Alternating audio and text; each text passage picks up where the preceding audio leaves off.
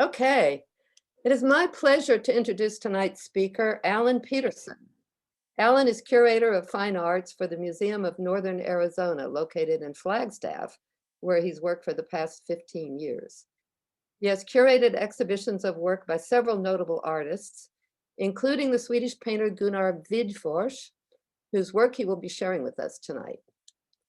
Alan and I met online several years ago through our mutual interest in Widforss, who traveled throughout the West in the early part of the 20th century. I was curious about him because I'd learned that he spent some time in Oakland and painted here. Alan has had a longstanding interest in Widforss as an underappreciated painter of the West.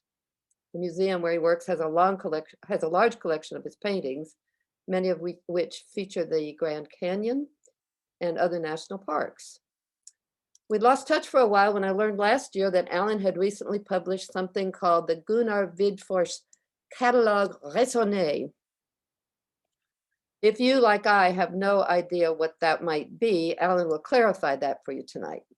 He's also working on a monograph on Widforss's life and art, which he hopes will be available soon. A painter himself, Alan teaches art history, painting, and courses pertaining to the Colorado Plateau region at Coconino Community College in Flagstaff, where he's taught since 1992. Please join me in giving a big virtual greeting to Alan Peterson, brought to Oakland from Arizona tonight by Zoom. Thank you, Kitty. So it's really great to be here. Even though I'm in Flagstaff, I had the great pleasure of living in the Bay Area for several years when I worked for the Oakland Ballet Company, not as a dancer. So it's a great pleasure to be here. And although I usually talk about Gunnar's work with respect to the national parks that he painted in, he did do some very significant work in Oakland and around the Bay Area. And that's what we'll be looking at tonight. So I'm going to begin in Europe, and then we'll work our way to the Bay Area. During the 1920s and 30s, when the European avant-garde ruled the art world and the whole world was caught up in social and economic turmoil, one of America's greatest landscape painters focused his passion and energy on the national parks and landscapes of the West. Swedish-born painter Gunnar Widforss spent 13 years of ceaseless activity creating an unrivaled body of work documenting the beauty of the West. He painted with dedication and determination, and then he died suddenly at the early age of 55. Today, sadly, Widforss is only known to a dedicated group of collectors, the descendants of his family and friends, and those who discover his gem-like watercolors when they visit the national parks where he worked. So, and before I go further, because it kind of features both in Gunnar's life and our ultimate destination here, the Oakland Arks, it's good to review what Bohemianism, or what a Bohemian is, because we banty that term about, fairly casually. And it does have a specific meaning, which usually we're referring to. But basically it refers to an unconventional lifestyle, often lived by artists, musicians, writers, and their patrons and their friends. And that a Bohemian is a practitioner of that lifestyle. And Gunnar was, without question, a Bohemian. And he frequented places where other Bohemians hung out, as we'll see. So he was born on October 21st, 1879 in Stockholm. This is his family.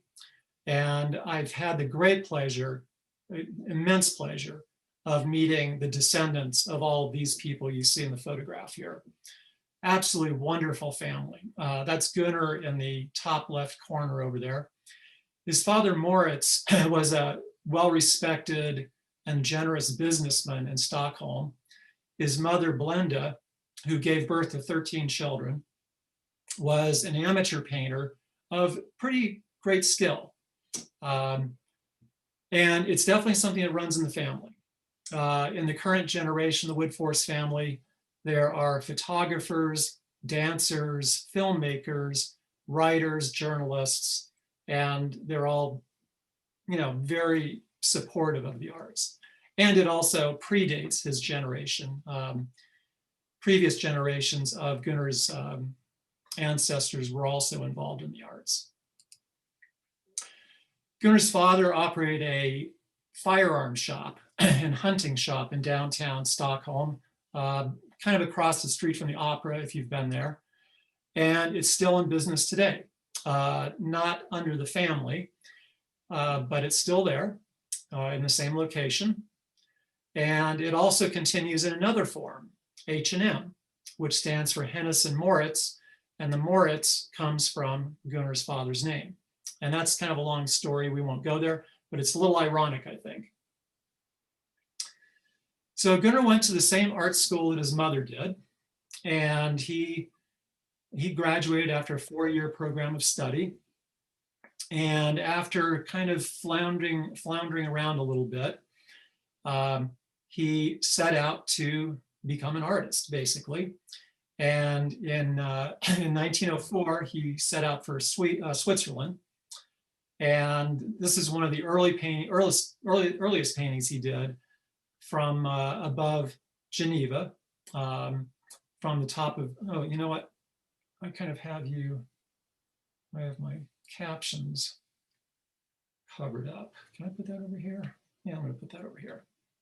From the top of Mount Saleve. And this painting is an early indication of an important part of Gunnar's life. He wasn't very good at managing money, but he was quite good at making it. And he made it by frequenting popular tourist destinations. And that's basically his business model. He would spend time in popular destinations and spa towns throughout Europe, and then would follow the same basic pattern when he came to the United States. He spent most of his time in Europe along the French Riviera, and this is very typical of his early work as he was really approaching his mature style, which I would say he kind of moves into about 1912. And you can see in this painting really the hallmarks of his style. He's a great colorist, and his emphasis as an artist is really on light and space. And you'll see that in the works that I show you. And this is near the city of Menton, which is right across the bay right here, if you've ever been to the Riviera.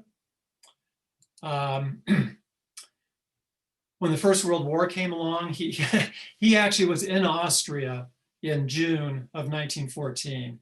And he must have felt the rumblings of the coming conflict, because he hightailed it home by the end of June.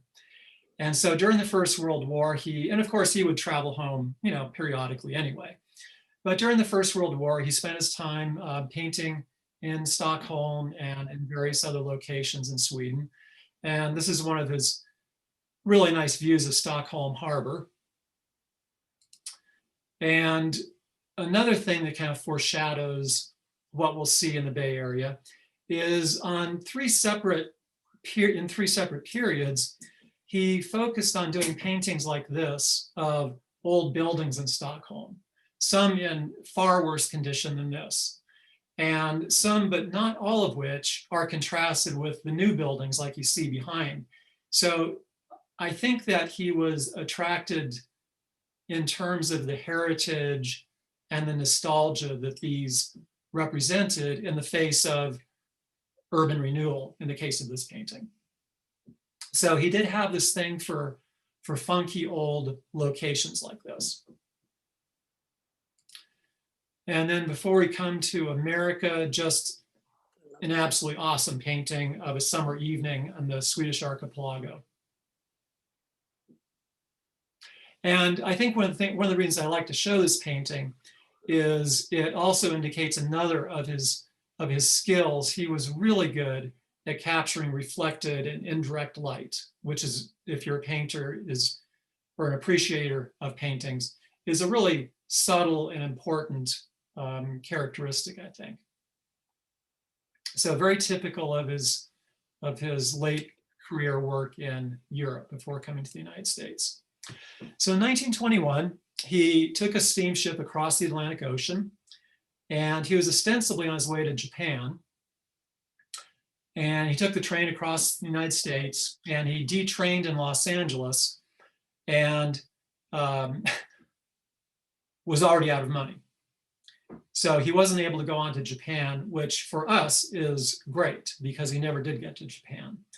So, but he followed his MO, and within a couple of days of getting off the train at Union Station, he found two great tourist destinations to work at. One was Mount Lowe, which is just north of Pasadena, which is in many ways very similar to Mount Saleve near Geneva, in that it was a popular kind of day trip location for locals, but there was also a lodge at the top, and there was a tavern.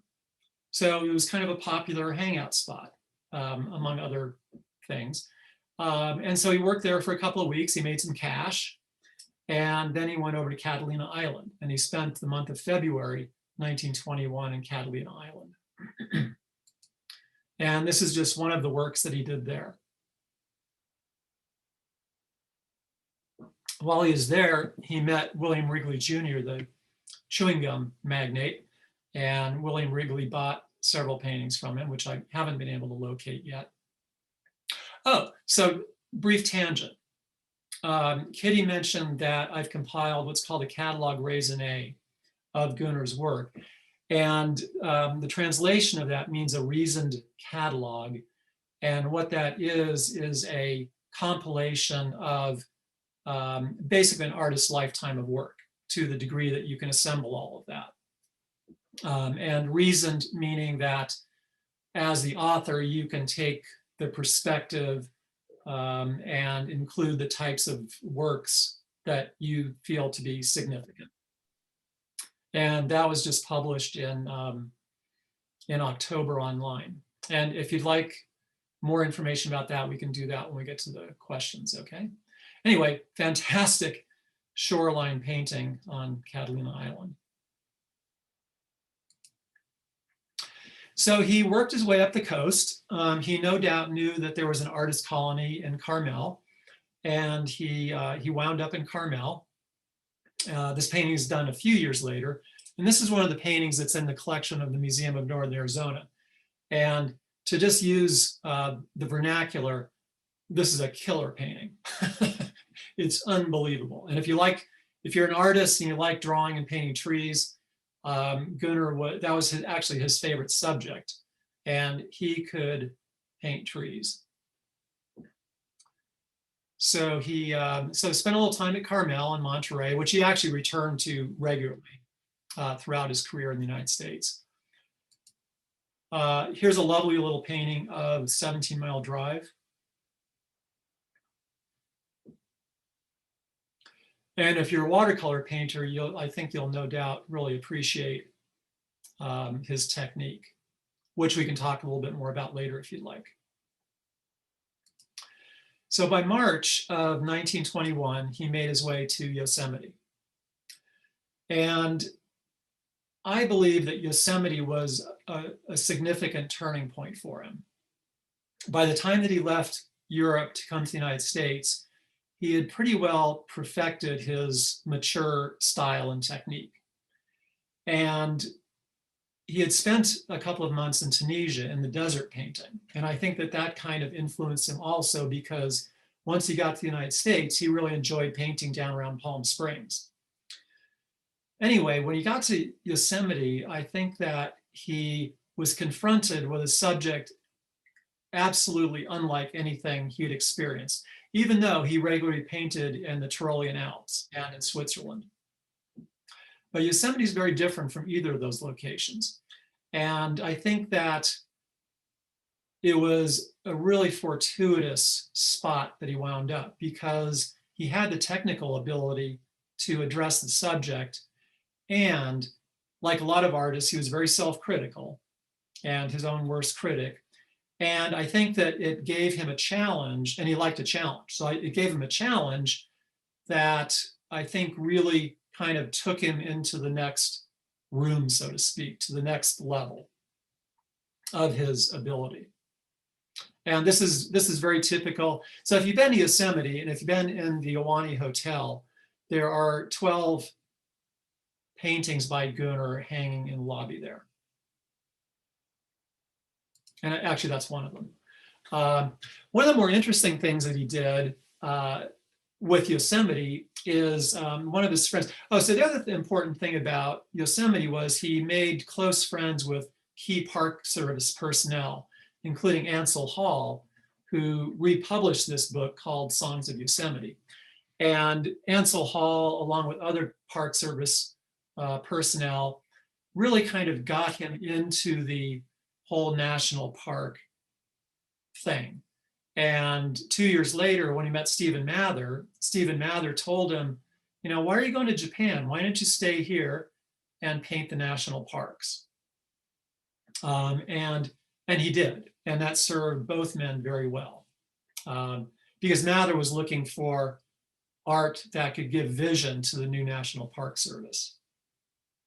So Ansel Hall republished Songs of Yosemite, and it's a booklet, an unbound booklet of poetry, and there are 8 watercolor paintings as illustrations by Gunnar.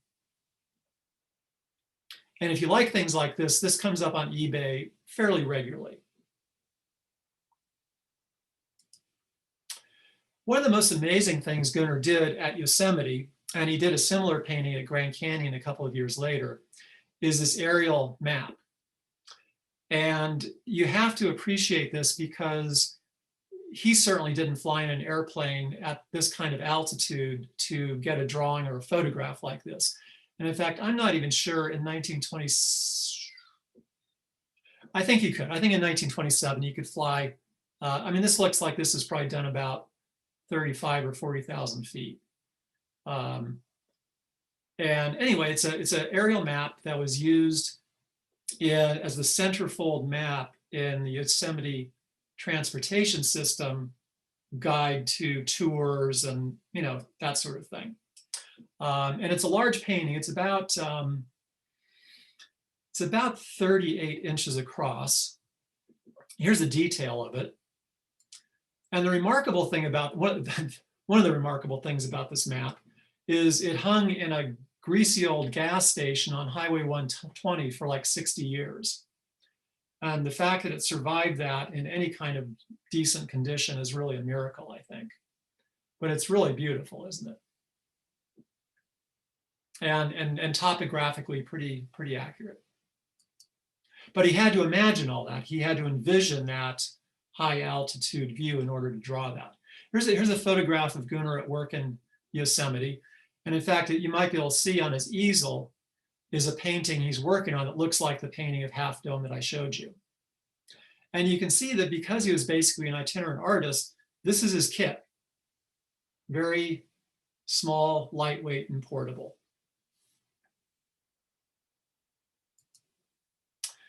And I thought I'd show 2 paintings that are in the collection of the Oakland Museum of California, 2 winter scenes of Yosemite.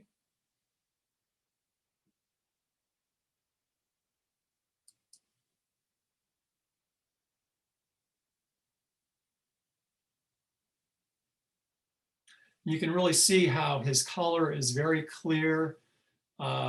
His brushwork is very crisp. Because he worked upright on his easel, he didn't work in a dry brush technique, but he used very little paint in his brush, and it would have been, you know, relatively thick, transparent watercolor. And that's how he got such clear definition. And he loved painting snow. He really loved painting snow scenes. And I have a couple of photographs of him painting out in a meadow at Yosemite in the middle of a big field of snow. So he didn't let winter deter him. So in 1924, he had an exhibition at the Hotel Oakland. Actually, one of 3 exhibitions that he was part of in Oakland.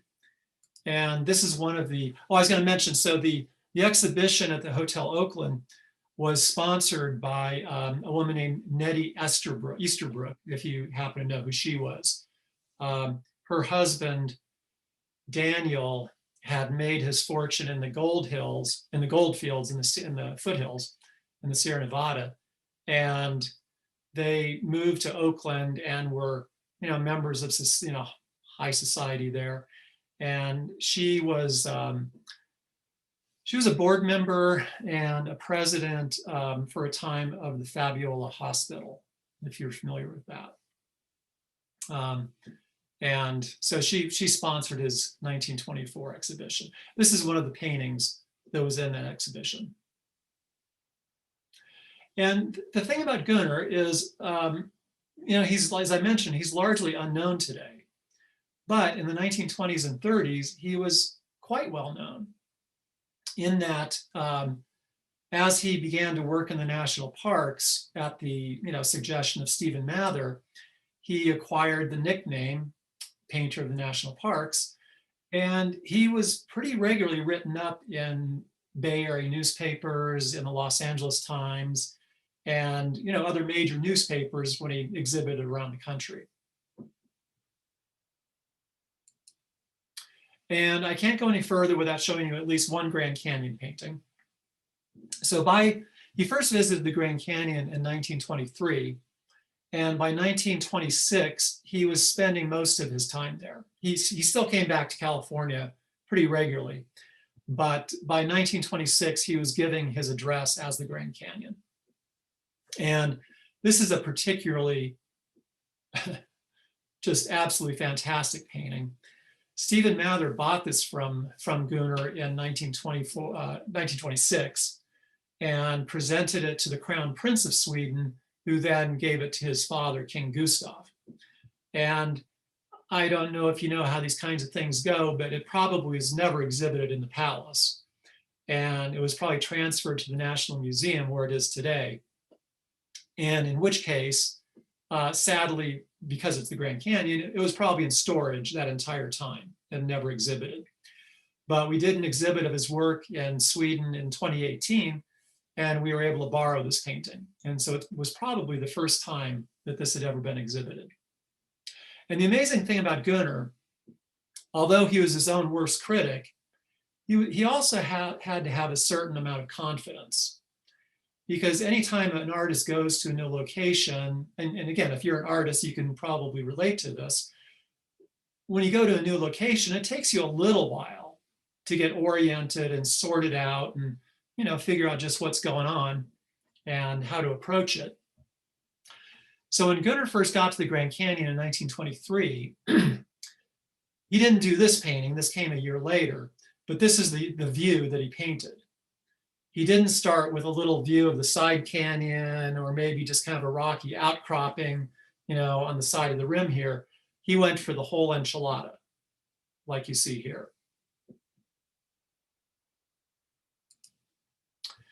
So back in the Bay Area, another thing so the subjects he's best known for are Yosemite and Grand Canyon.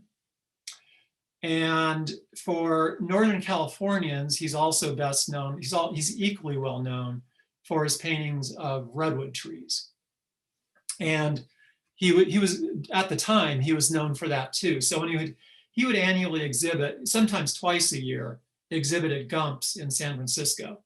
And usually, because it's regional, they would kind of focus on the redwood paintings for PR.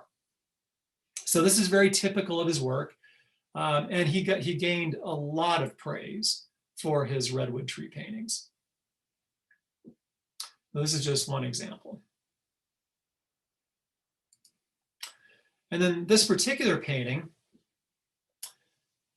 was in the collection of James Curran and Walter Nelson Reese. I don't know if you're familiar with them, but they were both big art collectors. And Walter Nelson Reese wrote at least a couple of books on California painting. And sadly, this was destroyed in the 1991 fire. They were, as I mentioned, they were big collectors, and over 800 paintings were lost in their house because of the fire. And one of the most notable ones was sadly not this one. It's notable as far as we're concerned, but one of the most notable ones was an 1872 painting of San Francisco Bay by Albert Beardstaff, which would be a big deal. So he loved painting trees, and redwoods were his subject in Northern California. In 1925, he was painting in the redwoods. And if you've ever done any kind of research for publication or otherwise, it doesn't get any better than this. So he was working up in Dyerville, and the kids that you see in the photograph on the left, he met that family in 1923 on the north rim of the Grand Canyon. And they actually met up again a couple of weeks later in Zion National Park. And the father, Mr. Sands, bought a painting, a Grand Canyon painting, which is now in Phoenix, and I know the descendants of that family also. And so in 1925, they must have been corresponding because they met up in Dyerville. And so here are the kids 2 years later with Gunnar taking a break. Well, Gunnar also knew a couple of influential fellows in the Save the Redwoods League, John C. Merriam and Newton Drury. And in the letter in the typed letter on the right here, I underlined in red. So Drury and Merriam were planning a trip on behalf of the Save the Redwoods League to go meet with some property owners and government officials up in Redwood country. And so this is a letter from Drury to Merriam in which he's kind of laying out their itinerary. And I don't know, can you guys read this at all? I don't know. But where I've underlined it in red, Drury says, we'll visit the redwoods at Camp Grant, about 3 miles from South Fork on the main Eel River. Mr. Gunnar Widforss, the well-known painter, is making studies of the redwoods in the Dyerville Bull Creek region and has been staying at the Schnelling Hotel near Dyerville. So again, if you're doing research and looking for evidence of whatever it is you're looking for, a photograph and a letter like this are solid gold. So Gunnar did do work that was used by paintings of the redwoods that was used by the Save the Redwoods League for promotional materials. And on at least one occasion, they printed a Christmas card with one of his paintings that they sent out.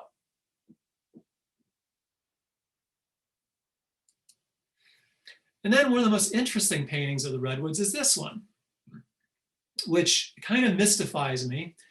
A couple of his friends were members of the Bohemian Club who, based on our definition, were not Bohemian, as you know. They like to think they were. So this is a painting called Bohemian Grove, which you know is up in Marin County and one of the secret meeting locations of the club. And I'm not sure that Gunnar would have necessarily been allowed in there. Based on my experience, there's no way he would have been allowed in there. They won't talk to me at all. And what's also interesting is you can see there's this kind of loving couple seated by the fire over here. And my understanding is that like all non-Bohemians, women are also not welcome. I don't know if they are today or not. But in the 1920s, women could not join the club. So it's kind of, the painting is kind of a paradox. And I don't know that I'll ever be able to sort out just what the story is behind it, but it's a great painting. And when we get to the questions, and later on, if anybody has any insight on this, I'd love to hear it. Here's another photograph of Gunnar at work down at Asilomar. And you might recognize his easel from the first painting I showed you. This easel was his friend throughout his whole life. And the painting that's on the board here, I have, is in the catalog raisonné. So again, pretty solid gold evidence. And then there's another one on the easel here. So before we get to Oakland, you kind of have to say a little something about San Francisco, right? So before he gave his address as Grand Canyon, his address, his formal address, because he really, when in California, he spent most of his time in Yosemite. And he had an arrangement with the Yellowstone Park and Curry Company where he would barter trade paintings in exchange for room and board each month. But he did spend time in San Francisco. He did a couple of absolutely killer paintings of the Palace of the Legion of Fine Arts. But I love this view of the city skyline. And here's another view from the exact same location on a foggy day, which again is just an absolutely blockbuster painting. And I photographed this painting, and again, his technique on the fog is just virtually unbelievable. It's just magnificent.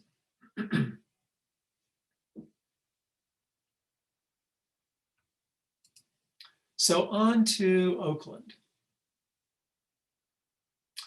So I imagine you all know something to a greater or lesser extent about the Ark communities in Oakland Harbor and the estuary. So I have two paintings. They were both done in 1928. He did these in December of 1928. And again, it's really well documented in a letter to his mother and a letter to his best friend back in Sweden. Which it's interesting to point out, given our current social situation and the pandemic, his best friend in Sweden went on to become the director of Astra, which later became AstraZeneca. So here's a view of one ark that I'll show you the location here in a second. From the west side of the harbor, looking east to the hills. And there are a couple of key landmarks here that allowed me to locate this subject. The primary one being these fuel storage tanks over here on the right side of the painting. So using those fuel storage tanks and some aerial photographs, so you may know that most of the arks, or at least the well-known ones, were down by Fruitvale, but these particular arks were actually up here right near the mouth of the estuary in the harbor. You can see the Webster Street swing bridge here, and then here are those storage tanks over here. And then you can't see it so much in this photograph, but there are a couple of those tall cranes dockside over here. And so working, basically working in reverse, these particular arks are located up in this area. Because I don't think, at least I haven't seen storage tanks like this further south, though there very well may be. And again, if you have insight on any of this, I would love to hear it. Anyway, so this is the location. And to his mother, so letters to his mother are kind of, they're quaint because she's his mother. And so there's no love stories or anything about girlfriends or anything like that in there. But he said painting ships and old homes in Oakland Harbor in a letter to her. So you can see, again, you can see the storage tanks back here and one of those cranes back here. Oh, there we go. And then this is one of his absolute masterpieces, I would say. A really interesting ark that I would say that this painting is the equivalent of any Grand Canyon or Yosemite painting in terms of his ability and just the quality of the paint. And you'll notice that if you look at the sky, you'll notice that he handles his skies in a really interesting way. Traditional watercolor technique would be to do that as a wet into wet gradated wash, would be the most traditional way to do that. But since most of his work is really almost bordering on dry brush, oftentimes his skies are painted in this very splotchy and in some cases even almost geometric kind of way. Anyway, isn't this a fantastic painting? And there's an article about the Arks. I'll show you a couple of photographs from it in a second. And in that article, the author mentions that one of the Arks had pots of geraniums outside. And I wouldn't swear that those are geraniums, but that's for sure geranium pink, isn't it? But isn't the color wonderful, and the texture and the detail? So here are two views by one of his American artist friends, a fellow named Albert Jerome. Albert Jerome was a businessman and an amateur painter until he retired, when he went full-time as an artist. And here's a view of the same scene, whoops, with the storage tank over here. And here is another one, excuse me. This is a really lousy photograph, whoops, lousy photograph, and I apologize, but it's the best I can get. So Bert was his friend, how his friend went. So Bert painted the same ark that you see in this painting. So Bert worked for the chocolatier, George Haas and Company in San Francisco, that made chocolate and various candies and sweets and things like that. And Bert and Gunnar would often go on road trips to paint around Northern California. Bert liked fast cars, and he was in two really bad accidents, the second of which basically forced him to retire from working. But anyway, it's always nice to see two people, whether they painted them at the exact same time, I don't know, but it's quite likely. But again, really great evidence of Gunnar's work. And a view in the opposite direction. So here's a view across the sand flat towards San Francisco. And in a review of a 1926 exhibition that Gunnar did in San Francisco, this painting received a lot of positive critical acclaim. So here's a little more arc history. So here are three photographs from an article from 1936, I think it was. I didn't put the date on here. And the article was about this artist, Otto Riehl. And you can see here's Otto at work. Whoops. Here's Otto at work up here. And then here are two of his drawings. Can you make out what's going on? Somebody give me a head nod or a thumbs up. Can you see what's going on in these drawings? Kind of, sort of, maybe. Not so much. Was that a thumbs down? Okay. I wasn't sure how well they would come across. So this is a print from a microfilm. So anyway, basically, Riehl is depicting life on the Arks.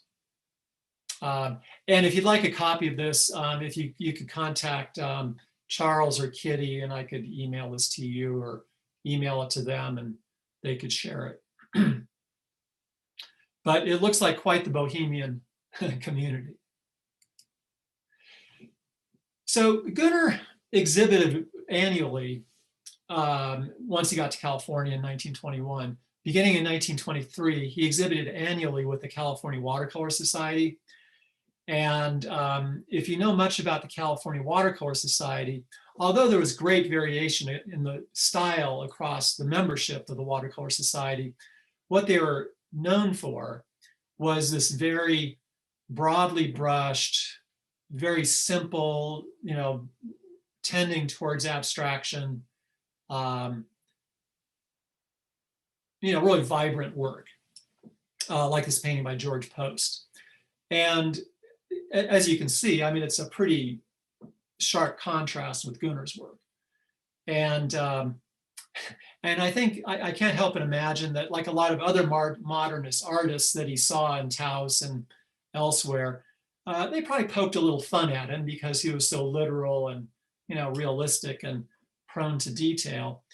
But in their 1928 annual exhibition, he showed them up and won first prize with this painting. Unfortunately, I don't have a color photo of it. but it's a really wonderful painting of the monolithic face of Cathedral Rock in Yosemite.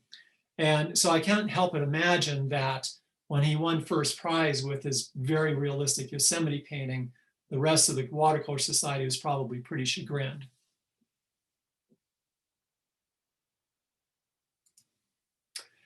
So in 1934, Gunnar had been in California earlier that year. And in November of 1934, he had an exhibition back in St. Louis at a very, very prominent art gallery there. And of course, by that time, we're in the depths of really the darkest days of the Great Depression. And he only sold 3 paintings, which in a letter to his mother, he said did not pay his expenses, which, so he was selling paintings like say 16 by 20 inch watercolor. He was selling those for $500 before the Depression. And this car, which is not his car, but he had a brand new 1934 Ford Tudor, like you see in the photograph here, and they cost about $500 for comparison.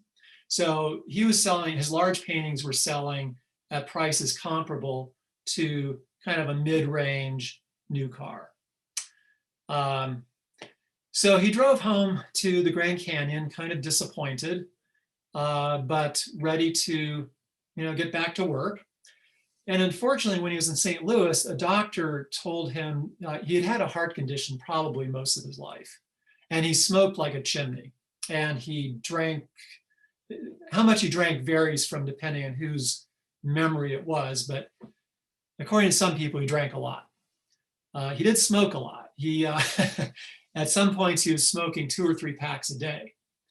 And in 1909, he wrote to his mother, in a letter to his mother, he said, "I cut back to only 10 or 20 cigarettes a day."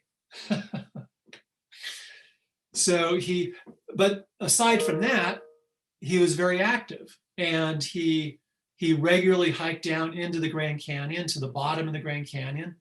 And if you've ever hiked in the Grand Canyon down to, say, Phantom Ranch, he could hike from Phantom Ranch back to the rim in 3 hours. And that's the kind of time that people who live at Phantom Ranch hike to the rim in.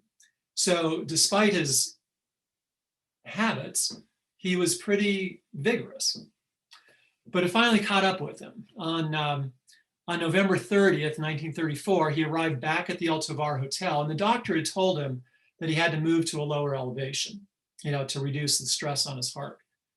And so he stopped at the El Tovar Hotel, and he talked to his friend that ran the art gallery there, and he said, "Dan, I have to move to Phoenix tomorrow. Let's get a card game together tonight." He loved playing card games of all sorts.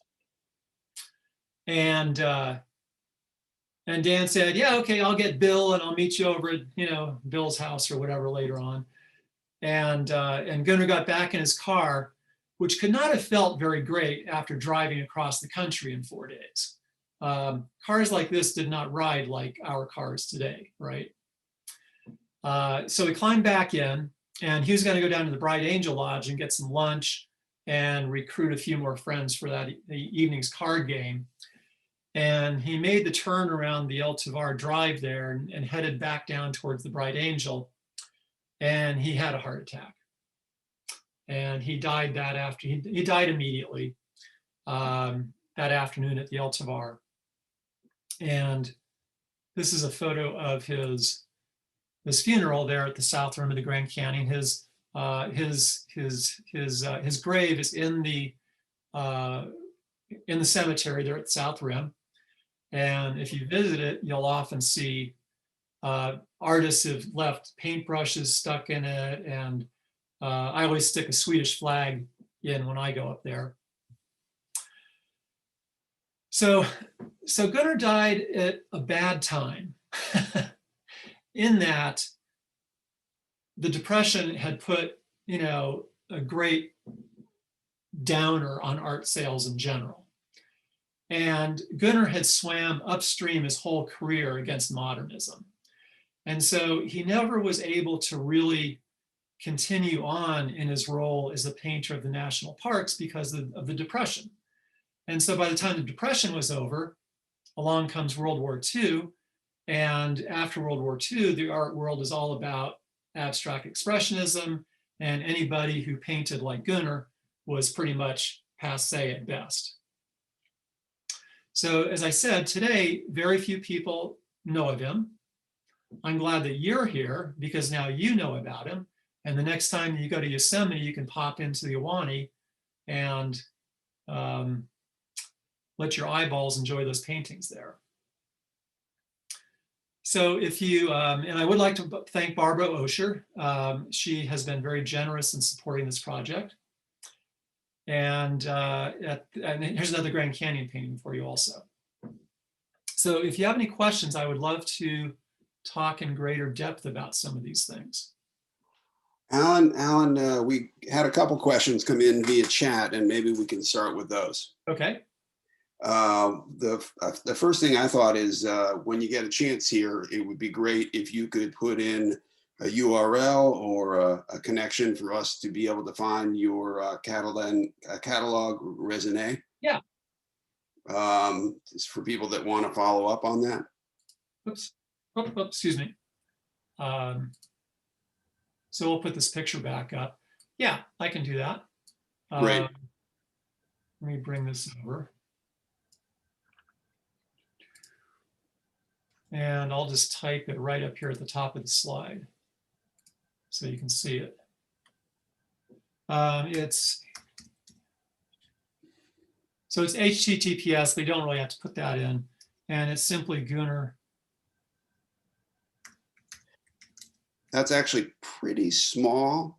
Other people may be able to see it, but if you use the chat function, you could just. Oh yeah, sure, of course.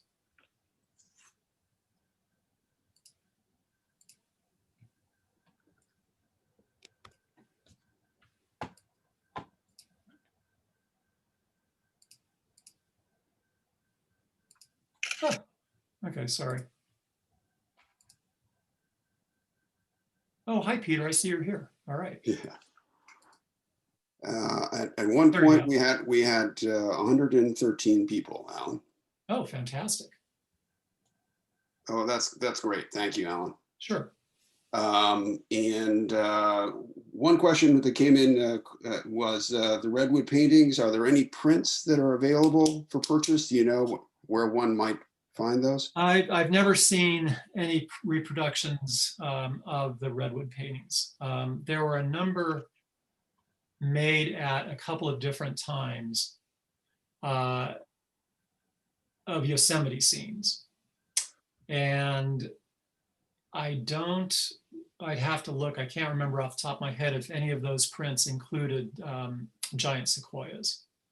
And Jesse, yeah, you're right. That car was photoshopped into that photograph. Good observation. Yeah, I don't know if you take a look at it, anybody else, I mean, you might spot what I spotted, but it's still a cool photograph. And this, by the way, I am not an artist. My sister is. And, you know, I don't have a general appreciation for artists, but oh my God, I was just stunned by these watercolors. Absolutely stunned. Thank you. And I think it goes without saying, but in person, they're even more stunning. They're so in the chat, for those that are interested, there's been quite a dialogue going on about the Bohemian Club and what their practices were and who was let in and who was not. So if you want to read that through. I see, thank you. There's quite a bit there. There was one question about the sort of aerial shot of Yosemite and whether or not you know where that painting is now. I know you mentioned it was in a greasy spoon for years. Right. It's actually in Japan. The nephew of the gas station owner owns it, and he lives in Japan. All right. And then there was a question about, did he always paint in plein air? Yes, that's a good, yeah. And I see another question from Christina about painting. Yeah, he worked outdoors almost entirely in all weather and all seasons. And some people find that hard to believe, but in multiple letters, he mentions how it's far better to be in the middle of the scene than working at a distance, and I don't think he even could have brought himself to use a photograph. Not that he didn't, but as far as I know, he didn't. So yeah, he worked outdoors all the time and loved it. Where did Christina's question go? The art school. The art school is called Kunstfach.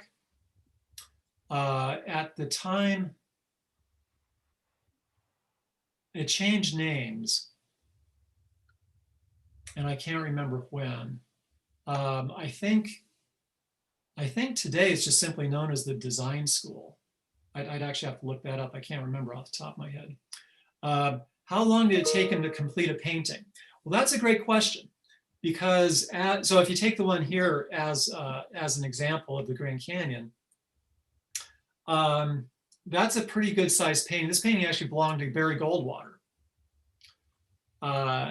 It's a pretty good sized painting. I don't remember the exact size, but it's roughly 16 by 20-ish. And so a painting that size would take him 10 or 12 days, because he would probably spend a better part of a day doing the drawing. And keeping in mind that he worked outdoors, if you are an outdoor painter, you know that you really only have a couple of hours of workable time before the sun moves significantly and changes the light and shade and the color and everything. So if he worked on this painting for, say, 2 hours a day, it would take him 10 or 12 days. And there were several questions sort of asking about the sort of astounding watercolor technique on his part. And I don't know if you wanted to talk about that anymore. Yeah, sure. So, and again, we can use this one. I'm just trying to enlarge this a little bit. Bigger. Yeah. I don't want to make it full screen because it makes it harder to do the Zoom stuff. Gustav Baumann, good question. So as I mentioned earlier, you can see in the photograph on the left, he worked with his paintings upright on the easel. So that prevented him from doing really wet washes, which in traditional technique is a really, key technique. I mentioned that with respect to that sky in the one of the earlier paintings. So can you see the shape of the brush strokes in this photograph? Can you see some of the technique? So. Okay, let me futz around here for just a second, and I'll go back to the Grand Canyon painting, because that's a good example too. There it is.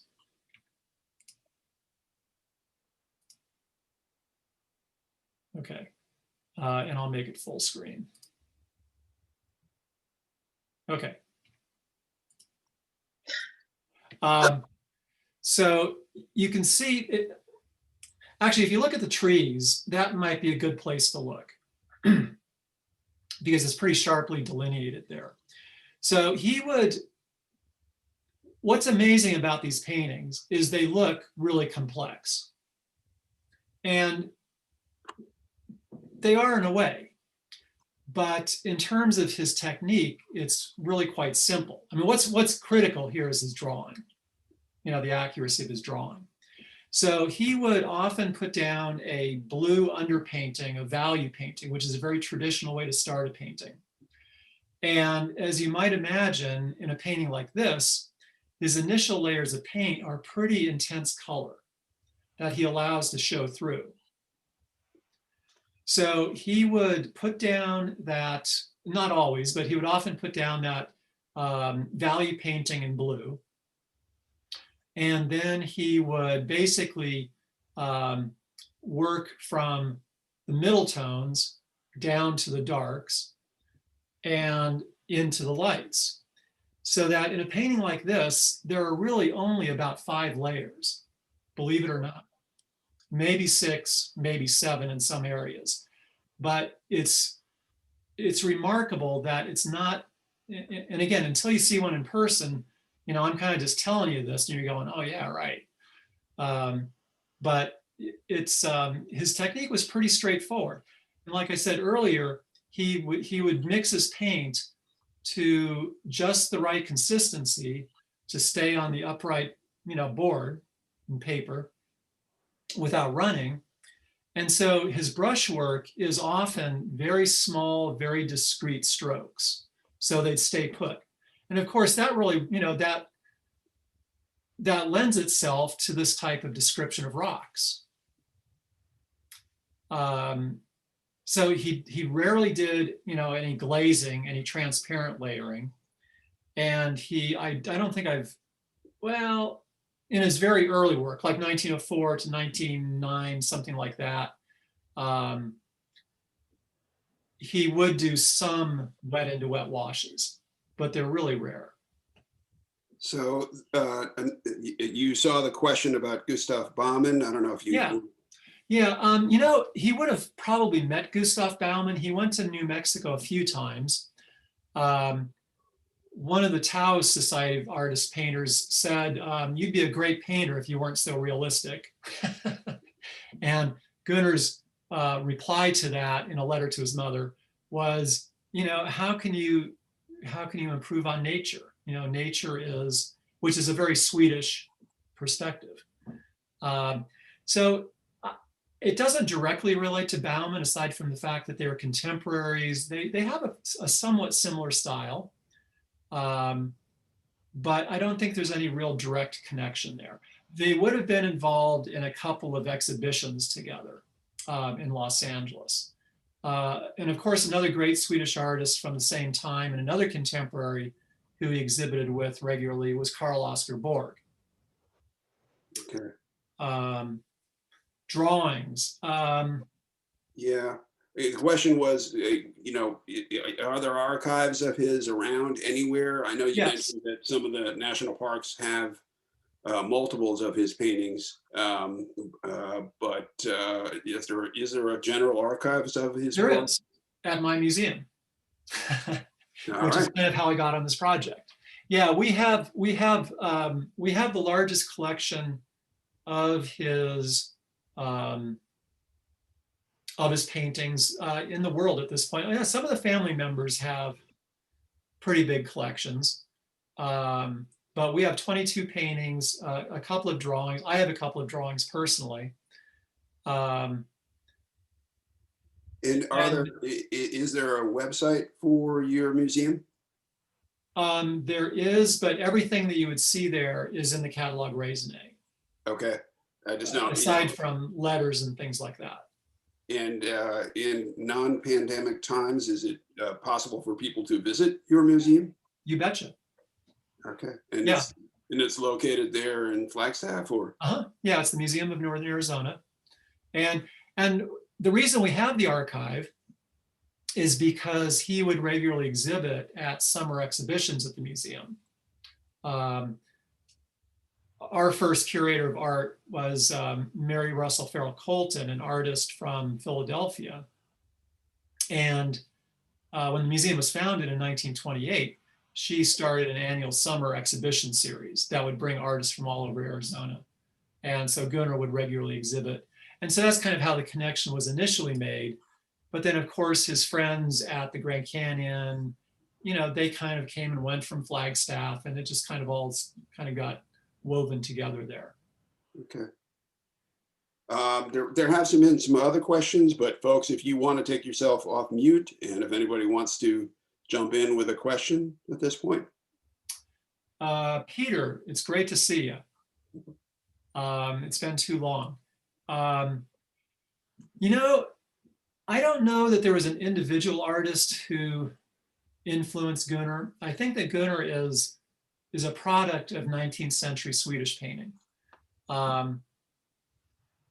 And, you know, I've been looking, and I don't see anybody who does work quite like this.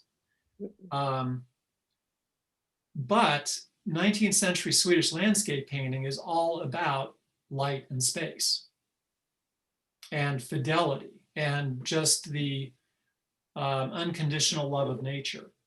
So I think that it's really kind of that whole tradition that went into Gunnar.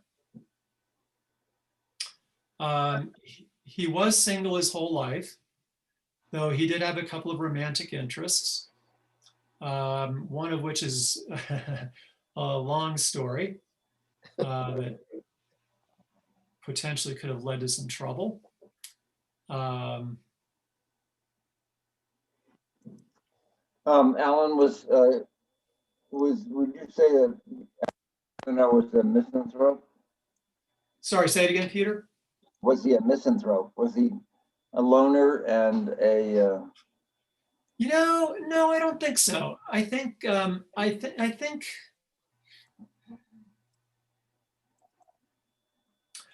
he was able to be by himself very well, and of course, being a painter, pretty much fosters that kind of loner lifestyle. I think he was very able to be alone, but he was also very gregarious. And his friends commented on his gregarious nature. And he was very generous. One reason he was unable to manage his money is when he had money, he would freely share it with other people who needed money. So I think he was very generous, and people commented on that. So no, I don't think he was.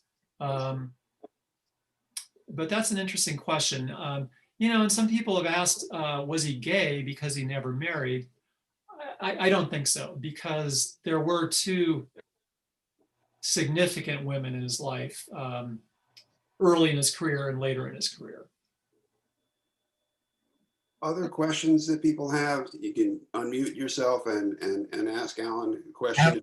Yeah, I'm wondering about oils or other media. Uh-huh. It sounded like you had a drawing or two, but did he ever work in other media other than watercolors, charcoal? He didn't do drawing. He only did a few drawings that I have records of that were finished works. He did some drawings. When he went to Tunisia, he did about 12 pages of figure studies from people in the streets in Tunisia that still exist, that are in Sweden. But there's not a lot of them. Aside from that, we have one in our collection at the museum. He did do oil paintings. He did a couple of large gouache paintings. He did a painting of Mount Rainier, Peter, that is about 40 inches wide and about 36 inches tall or something like that, done in gouache. But he didn't use it a lot. Very occasionally, he would use white gouache in water, but not on any regular basis. He did do oil paintings, and he didn't like it. And he did oil paintings only because his friends convinced him to, because they told him, you'll make a lot more money. You'll sell them for a lot more. And so in the catalog, I have about 1,300 works cataloged. And of the 1,300 works, less than 30 are oil paintings. Alan? Yeah. Here. Kitty. I want people to know I've seen other reproductions of his paintings. In fact, the reason I fell in love with Widforss's work was the quality of the light and the sense of a viewer. You sort of sense this viewing eye and the position of the viewer looking out. But it's a lot of it's lost through Zoom, and people need to know that what we're seeing at home is like not half of how beautiful these are when you see them, when it really shows them in the full detail. And I'm dying to see a real painting, because I imagine it would be even more beautiful than that. But I think if you go to the catalogue raisonné, you could see some Yeah, images I that know I did have reflect the it in quality of his painting much more clearly. But also, I wondered if you could tell us that story about the redwood that was lost and got relocated. I remember. Oh, I seeing- did. The one that Did you tell- Mr. Reese owned. In the Oakland fire, is that the one you mean? No, there was a group of trees that maybe one burned and they didn't know where it was, and they used a painting to find the location of a tree. I don't remember. I can't remember the story Oh, now. I don't remember that. That doesn't ring a bell. Oh, okay. Sorry. Okay. The other thing is on the arcs, I wanted to, I wonder if you could go back to that Oakland arc that Yeah, showed I the was one going we to. both love. Couple things I wanted to ask. That one. One is that if you compare this with the article about Otto Reese, this might have been his arc, and he notes that Charles Keeler and his wife visited here, Oh, as yeah. well as a significant Black writer whom Delilah Beasley really loved. And I have his name right here. It was in the article.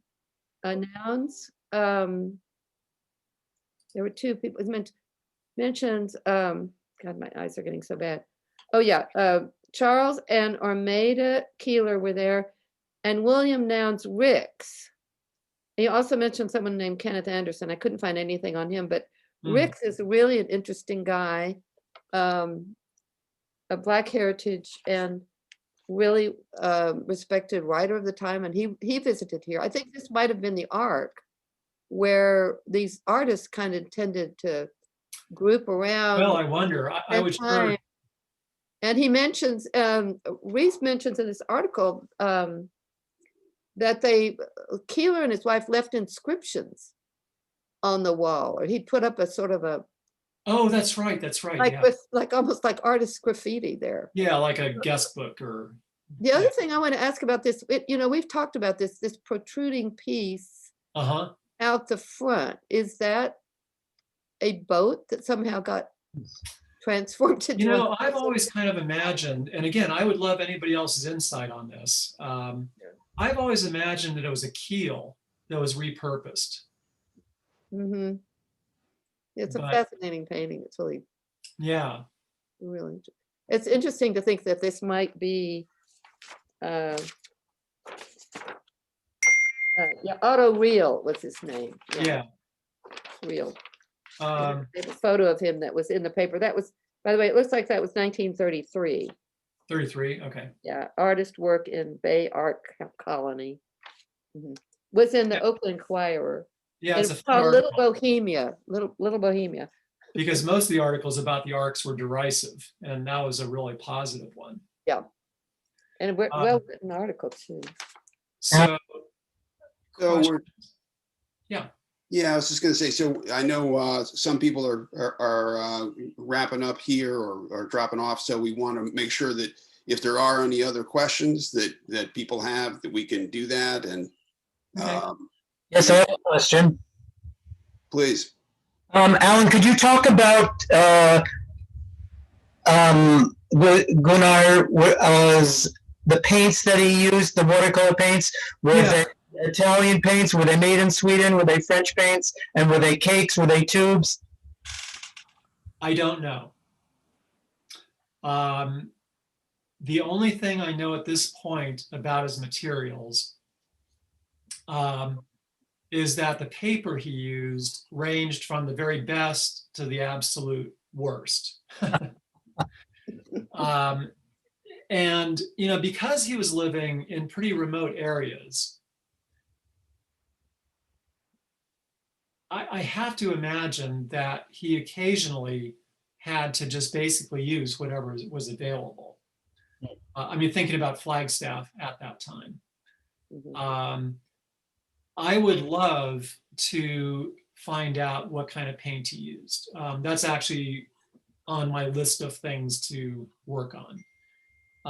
But I've seen no correspondence. I've seen, the only thing I've seen is basically, manufacturers' labels on the back of boards.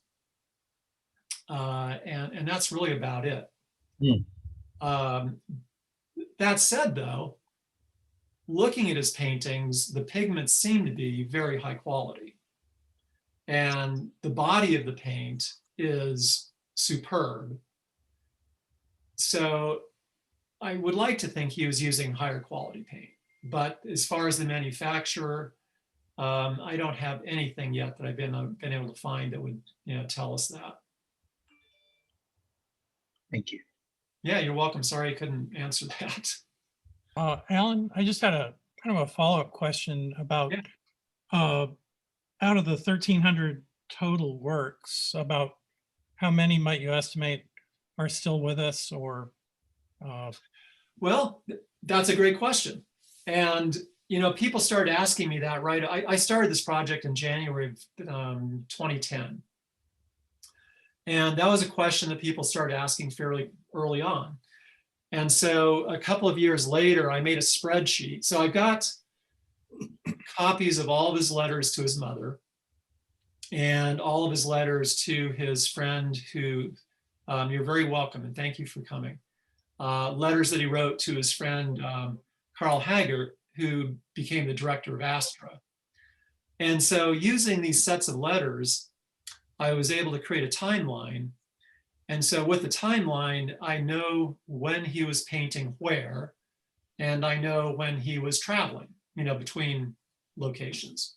And he did return to Sweden on 2 occasions. So that was a couple of months when he didn't paint. So I basically made the spreadsheet based on his own, saying that it took him 10 or 12 days to do a large painting. So I know how many large paintings there are. I know how many medium-sized paintings there are. I know how many small paintings there are. I know when he was, when he was actively painting, and he was a workaholic. If he wasn't traveling, he was painting. Or if there was, if the weather was too much, he was complaining about not being able to paint. So anyway, so I made the spreadsheet and, blocked out the regions when he wouldn't have been painting. And I came up with about 4,000 paintings. And how many still exist, I don't know. They're still showing up though. Almost on a monthly basis, I'm finding, new things coming to auction, and not all of them. Something just showed up in my, email today, and it's a really pathetic little painting that's definitely not by Gunnar. So it's, it continues to be like a treasure hunt. And I wish I had nothing else to do besides simply hunt this treasure. All right. Unless there is any other burning question, I think we'll wrap it up. Thank you very much, Alan. This has been informative, and I think lots and lots of food for thought here too. Well, you're very welcome, and thank you all for coming. It's nice to have an evening of a vicarious visit to the Bay Area. Thank you. We very much appreciate it, and we thank everyone for coming. The last thing that I will leave in the chat is that we at Oakland Heritage Alliance very much appreciate you coming out and seeing what we had. If you'd like to become a member, if you'd like to support our cause, we welcome you coming to oaklandheritage.org and supporting future endeavors. We intend to have several more online Zoom lectures this spring, and we will keep you informed as those become scheduled. Thanks again for coming. Good night.